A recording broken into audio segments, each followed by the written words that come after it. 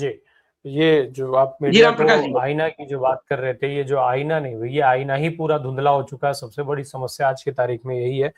और जो अब ये सारी चीजें इस सरकार पर, इस सत्ता में बैठे लोगों पर फिलहाल लागू नहीं हो रही थी। शायद उसकी एक शुरुआत हुई है कि सड़क जो है, आप सड़कों को भर दीजिए तो संसद का आवारापन खत्म हो जाएगा। ये ऐसी सरकार है जो उसी संसद की दीवार की आड़ में छुपी रहेगी, बाहर नहीं आएगी, वो वहीं से अपना काम करते रहेंगे। ये इस तरीके के लोग आज सत्ता में बैठे हैं। मनीष भाई, एक तो समस्याओं के समाधान की तरफ ना जाना, समस्याओं को ढक करके रखना, यही सारी चीजें एक दशक से होती आ रही हैं। मीडिया भी क्या बोर हो चुका है वो सारी चीजें करके, वो अपने निम्नतम स्तर तक जा चुका है। अब उसके पास भी उससे आगे बढ़ने का ऑप्शन नहीं बचा है। इसलिए क्या अब मीडिया वापस जो है ऊपर आने की कोशिश कर रहा है क्या? जो गोदी मीडिया कहे जाते हैं वो चैनल भी अगर माइक डाउन कर दे रहे हैं, तो क्या इन सारी चीजों को इस रूप में देखा जाना चाहिए, देखा जा सकता है मनीष भाई? नहीं नहीं, देखिए, अगर आपके पास चीजों को भटका देने के लिए आपके पास कुछ बड़े नैरेटिव जब थे, तो उस समय आप किसी को भी मुख्यमंत्री बना दीजिए, किसी को भी मीडिया बोल दीजिए, किसी को भी आप जो है मंत्री बना दीजिए। आप मोदी मंत्रिमंडल में आप दो चार लोगों को छोड़ दीजिए तो बड़े मंत्रियों के नाम ना अपने ही जानते होंगे। राजस्थान के मुख्यमंत्री का नाम याद करना पड़ता है, हरियाणा के मुख्यमंत्री का नाम याद करना पड़ता है, मध्य प्रदेश के मुख्यमंत्री का नाम अब थोड़ा याद करने लगे हैं क्योंकि वहां एक महेश बड़ा भाई, घोटाला हम सामने मुझे तो इससे आगे समझ में आता है। हमें इस देश में लोग मंत्रियों का नाम याद रखें ना रखें, मुझे तो लगता है कि इस सरकार में मंत्रियों की बड़ी संख्या ऐसी है जिन्हें खुद अपने मंत्रालय के बारे में नहीं पता होगा कि वो मंत्री किस चीज के, किस विभाग के हैं, कौन सा मंत्रालय चलाते हैं, उस मंत्रालय में क्या काम होता है। मेरी नहीं, शंका तो यहाँ तक है। इसलिए वो रखे ही नहीं जाते थे। वो तो पीएमओ कार्यालय से सारा कुछ होता है। वो तो एक कह लीजिए कि मजबूरी है, संवैधानिक मजबूरी है कि आप उस तरह का एक मुख्यमंत्री बना दीजिए।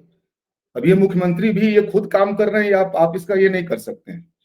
लेकिन देखिए, जब नैरेटिव आपका था तो आप कुछ भी कर रहे थे और सब कुछ आपके अंदर भटका देने की क्षमता थी।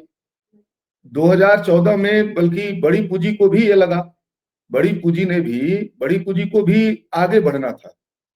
मैंने भारत के अंदर जो संसाधन बचे हैं उनको अब अपने कंप्लीट कंट्रोल में ले आना था। तो उनको एक ऐसी सरकार चाहिए थी जो इस तरह के नैरेटिव खड़ा कर सके, मूल मुद्दों से भटका सके। तो उसने भी बड़ा योगदान किया मोदी को ब्रांड बनाने में। आप जानते हैं, हम सब जानते हैं। अभी क्या है कि 10-12 साल वो नैरेटिव अब खत्म हो रहे हैं, बात नीतियों की तरफ जाने लगी। ये एक बड़ा सवाल है। उसमें आप इसको अगर देखेंगे कि पॉलिसी की तरफ चीजें जाने लगी, तो पॉलिसी की तरफ चीजें जाने लगी हैं। तो अब मान लीजिए, अब ये सारे नैरेटिव तो ध्वस्त हो गए। आपका आपका मोदी ब्रांड ध्वस्त हो गया, आपका हिंदुत्व का राम मंदिर आप देख लीजिए, लूट का अड्डा बदल दिया। मोदी ब्रांड का हालत आप देख ही रहे हैं। राष्ट्रवादी जो तेवर था उसको ट्रम्प साहब ने जहां पहुंचा दिया। तो अब बात नीतियों की तरफ चली गई है। बात होने लगी है कि अब जिसे शिक्षा पे बात होने लगी है, सामाजिक न्याय पे बात होने लगी है, रोजगार पे बात होने लगी है, अर्थव्यवस्था में हमारी आत्मनिर्भरता रहेगी कि ट्रम्प चलाएंगे इसको, इस पे बात होने लगी है। शिक्षा जो है जूता चप्पल की फैक्ट्री है कि राष्ट्र निर्माण में उसका योगदान है, ये बात होने लगी है आमतौर पे। स्वास्थ्य जो है, शिक्षा और स्वास्थ्य निजी खिलाड़ियों के हाथ में क्यों है? ये तो राष्ट्र निर्माण के दोनों बहुत महत्वपूर्ण पहलू हैं, तो वो क्यों है? ये सवाल उठने लगे हैं। तो ये जो आप देखेंगे कि अभी चीजें बदल गई और अब जब नीतियों पे सवाल उठ गए हैं और नैरेटिव आपके पास नहीं है, तो उन नीतियों का सवाल का आपके पास कोई जवाब नहीं। तो जो मीडिया से सामना करना कभी किया नहीं मोदी ने, वो पसर गया है। वो पूरी देश में उनकी सारी सरकारें अब जो है मीडिया का सामना करने से बचने लगी, क्योंकि जवाब ही नहीं है उस पे ना। जैसे मान लीजिए, अगर आप ये सोचे कि वो शिक्षा में कुछ बेहतर करना चाहे या स्वास्थ्य में कुछ बेहतर करना चाहे, नहीं कर पाएंगे सर। उसकी वजह है, उन्होंने अपनी बागडोर बड़ी पूंजी के हाथ में दे दिया, सरेंडर कर चुके, बहुत आगे बढ़ गए। माने वो ट्रंप को नकार नहीं सकते, अब वो अडानी को नकार नहीं सकते। तो अब मान लीजिए, अगर मोदी सरकार या उसका कोई मुख्यमंत्री शिक्षा में मान लीजिए कहे कि हम बजट का 10% खर्च करना चाहते हैं, उसके बस की बात नहीं। माने अब पॉलिसी जो निर्माण है, पॉलिसी जो नियंत्रण है, वह पूरी तरह से इस सरकार ने 10-12 सालों के अंदर लगभग आप देखेंगे कि बड़ी पूंजी के हाथ में दे दिया है और वैश्विक पूंजी के हाथ में दे दिया। वो पॉलिसी बनाते हैं और आपको इंप्लीमेंट करना है। वो पॉलिसी तय करते हैं, आपको इंप्लीमेंट करना है। तो अब कोई सम्राट चौधरी से कहे कि शिक्षा में बजट बढ़ाओ, उनकी हैसियत नहीं है सर। कोई मोहन यादव से कहे, कोई मोदी से कहे कि यार इस बजट को बढ़ा दो, 10% कर दो, राजनीति बचानी है, पॉलिटिक्स बचानी है। अब चूंकि पॉलिसी पे सवाल खड़ा हो गया है, स्वास्थ्य पे बजट बढ़ा दो, अर्थव्यवस्था को जो संविदा की तरफ ले जा रही है निजी पूंजी, उस अर्थव्यवस्था को क्या ये फिर से ले आएंगे उस दिशा में? 49% लोग संविदा पे चले गए हैं अभी के दौर में भारत की अर्थव्यवस्था में। तो क्या उसकी पुनर्वापसी होगी? ये क्या इनके बस की बात है क्या? ये अब इस सरकार के बस की बात नहीं है सर। और इसलिए मैं इस बात को कह रहा हूं कि उनको अब इसको भी बहुत दिन तक कैसे बचा पाएंगे? ये आदेश और ज्यादा लोगों के अंदर स्कूलों में न जाने का आदेश। अभी आईआईटी में देखिए एक आंदोलन चल रहा है, और आईआईटी दिल्ली की मैं बात कर रहा हूं। एक लड़का जो है छत से कूद के उसने आत्महत्या कर ली, और उसके बाद वहां एक बड़ा सा हाल है, उसमें रोज प्रदर्शन चल रहे हैं। वहां मीडिया को प्रतिबंधित कर दिया गया है, मीडिया को अंदर जाने से रोक दिया गया है। वो कह रहे हैं कि हमारे मेंटल हेल्थ का ध्यान रखे सरकार, और उसके लिए कुछ लगातार सुझाव दे रहे हैं।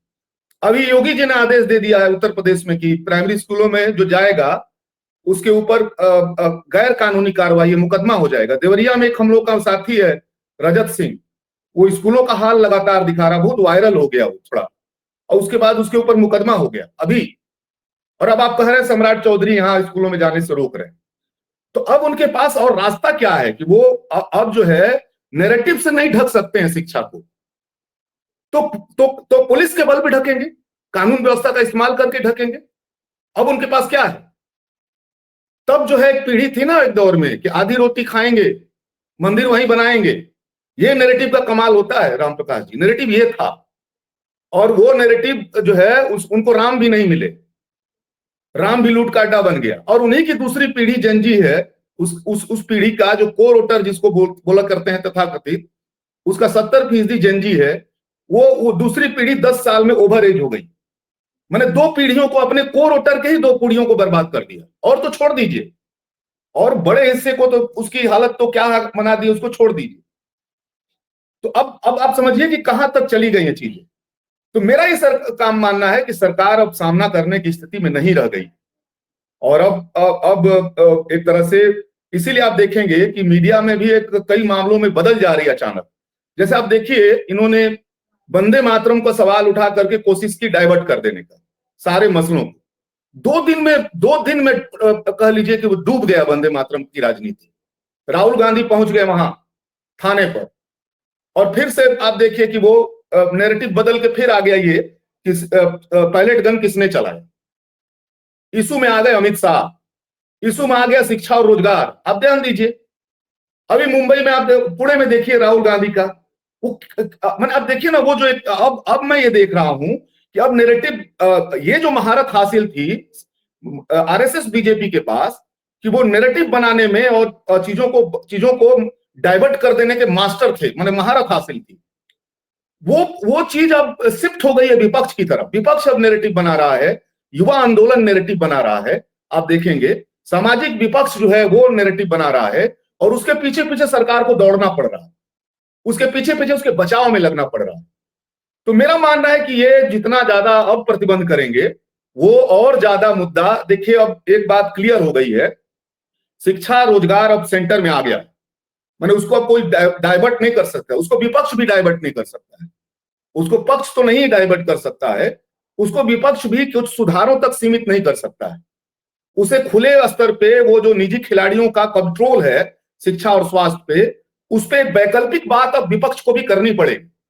वो कोठारी साहब का जो 60 के दशक से जो बार बार कहा जा रहा है शिक्षा पे आपके सकल घरेलू उत्पाद का 10%, वो जो बात कही जा रही है, शिक्षा को बाजार से, शिक्षा को निजी खिलाड़ियों से मुक्त करने की जो लड़ाई है, अर्थव्यवस्था को निजी खिलाड़ियों से मुक्त करने की जो लड़ाई है, रोजगार को निजी खिलाड़ियों से जो मुक्त करने की लड़ाई है, अब ये बिल्कुल एक बहुत ही नीतिगत प्रश्न हो गया। जो 90 के दशक के बाद जो है, जो 25-30 साल का जो सफर है, 35 साल का, उसकी संपूर्ण समीक्षा का समय आ गया है। और विपक्ष के पास यहाँ एक मौका है कि वो एक वैकल्पिक बात लेकर के आ जाए। डूब जाएगी ये सरकार तुरंत। ये आकांक्षा लोगों के अंदर जो है, नए सिरे से बेचैनी देश के अंदर इसको लेकर के बढ़ गया है। हम समझते हैं कि ये मौका है बड़ा विपक्ष के लिए, सामाजिक न्याय पे एक वैकल्पिक बात, शिक्षा पे एक वैकल्पिक बात, रोजगार पे एक वैकल्पिक बात, और अर्थव्यवस्था पे, संपूर्ण अर्थव्यवस्था पे एक वैकल्पिक बात। ये ले आएंगे क्या? ये अगर ले आके आते हैं अगर इस दौर में, वहां भी केवल सुधार से बात नहीं चलेगा सर। जहां अर्थव्यवस्था चली गई है, जहां शिक्षा चली गई है, जहां रोजगार चला गया है, वहां कुछ सुधार से कुछ मसला हल नहीं होने वाला है। उसमें एक गुणात्मक परिवर्तन की, एक तरह से कह लीजिए कि रिवोल्यूशनरी चेंज की वहां पे एक जरूरत है। उसकी एक संपूर्ण समीक्षा की जरूरत है। हमको लगता है कि अब ये सरकार तो बचाव नहीं कर सकती है, विपक्ष इसको अगर पकड़ रहा है, धीरे धीरे पकड़ रहा है, ये बात दिख रही है।